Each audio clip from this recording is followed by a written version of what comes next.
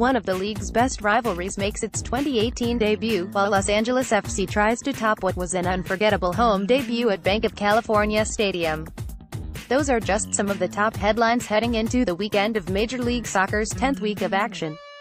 Leading the way is New York City FC's visit to Red Bull Arena to take on the New York Red Bulls in a clash of two of the league's best teams. Two of the top teams in the West square off on the other side of the country, as LAFC looks to stay perfect at its new home against an FC Dallas side coming off of its first loss of the season. Atlanta United is the hottest team in the league, with 6 wins in 7 matches, 6-0-1, but the Five Strips will face a tricky test on the road against the Chicago Fire, a team leaning on rookies to fill some voids, but also on the experience of Bastian Schweinsteiger and Dax McCarty to navigate the tough Eastern Conference. Zlatan Ibrahimovic is set to embark on a lengthy road trip with the LA Galaxy. It kicks off in Houston, against a vulnerable Dynamo side that has struggled to match the quality shown in their season-opening win against Atlanta United. Wilmer Cabrera's squad has just one win since that Atlanta rout, and that came against a reserve-heavy Toronto FC side. The Seattle Sounders have become the subject of much consternation in the Emerald City, with a 1-4-1 record and quiet primary transfer window leaving many Sounders fans nervous about the team sliding into obscurity. Brian Schmetzer's squad can put some of those fears at ease with the home win against a Columbus Crew side that has struggled with consistency early in 2018. Here is a closer look at the key talking points for MLS Week 10. The Hudson River Derby is back, and Saturday's match features what is likely the strongest matchup in the history of the rivalry. I think New York City probably has the best team they've had yet, and I think we have a good team too, Red Bulls coach Jesse Marsch told Goal. We're still establishing ourselves in the season, and trying to find ways to get better, but yeah, it has potential to be a really good matchup between two really good teams. Vieira agrees that his NYCFC team is the best he's had since he took over in 2016, but he also sees a Red Bulls squad that is still just as dangerous as ever. I watched the Red Bulls play in the Champions League. I think they were really unlucky not to win the games, NYCFC coach Patrick Vieira said. And when you look at their performance lately in the league, it's been good. I think this is a team who have a clear idea and a clear philosophy, and I'm really looking forward to the game. The rivalry has been boosted in recent years by the contrast in styles. NYCFC's possession-oriented approach, which often emphasized building out of the back often clashed with the Red Bulls' high-pressing, physical style under Marsch. Early in the 2018 season, the two rivals have actually shown more of the qualities of their cross-river counterparts. I think actually, and I don't mean this to be self-serving in any way, but they look more like a Red Bull team than a possession team than they used to, Marsch said. They counter-press a lot more. They move their back line a lot more. They look to, I think, be better against the ball, where in the past they've had much more emphasis on movement and ideas with the ball. They've always been real interesting to watch, but this year I think it's becoming a little bit more similar to the things that we really like, Marsch said. I admire his ability to teach a team how to be good with the ball and really manage games that way. I think we're trying to become a little bit more like them, and I think they're trying to become a little bit more like us. Vieira acknowledged that NYCFC has adapted its style in 2018 to incorporate more of the qualities similar to the Red Bulls approach, but is reluctant to give the Red Bulls credit for that evolution. I think it's just about the goals that we conceded, Vieira said.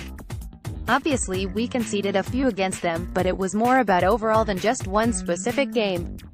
I think we have to see how can I help the team make less mistakes and coming up with a way to not be in danger as much.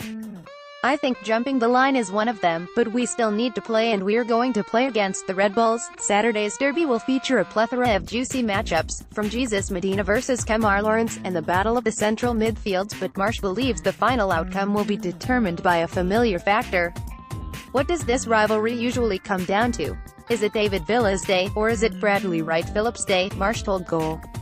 Obviously that midfield trio for each team can help feed to the success of that striker on the day, but these two players, in many ways, have defined this series, and I think that will come down to it in many ways again. How do you top a stadium unveiling like last week's dramatic late win in the inaugural match at Banc of California Stadium?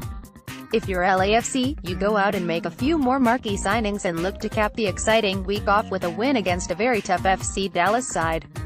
Bob Bradley enjoyed a heck of a week, following up the 1-0 win against Seattle with the acquisitions of playmaker Lean Win and forward Adama Diomande, helping immediately extinguish any bad vibes brought on by the loss of Costa Rican forward Marco Arena to a facial injury.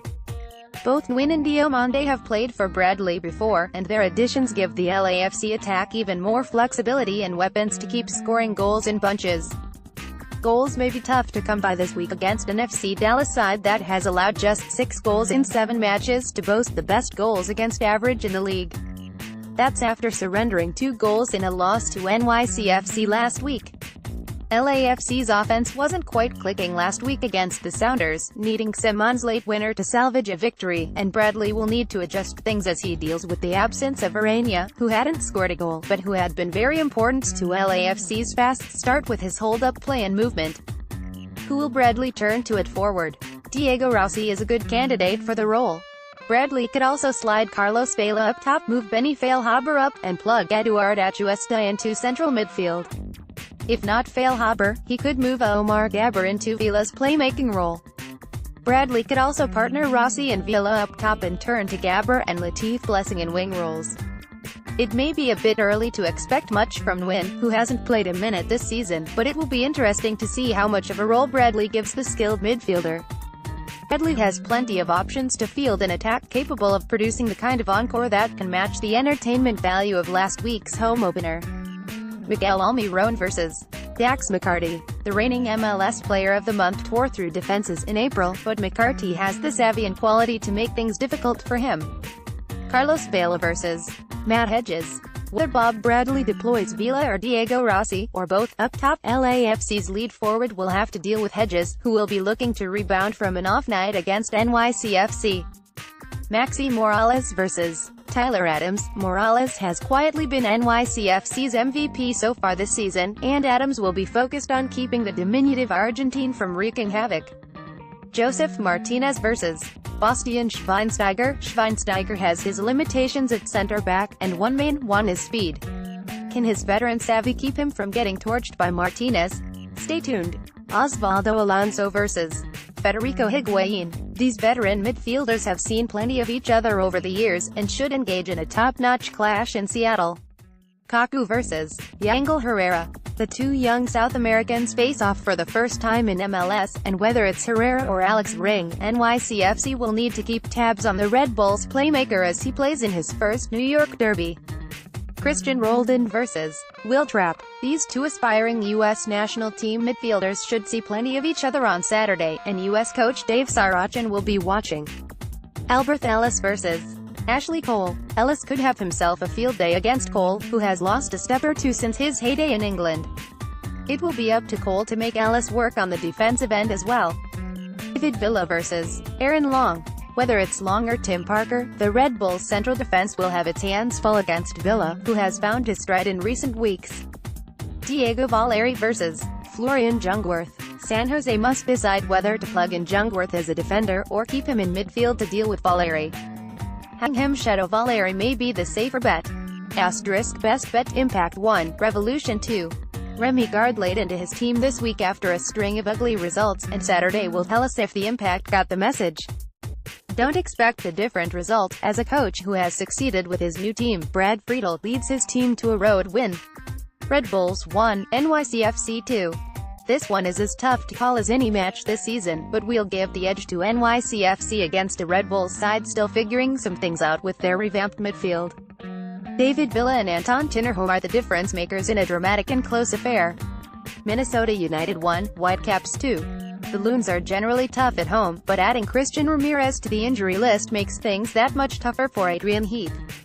Yuri Reyna's return from suspension, coupled with Anthony Blondell's big presence up top, give Vancouver the edge. LAFC 3, FC Dallas 1.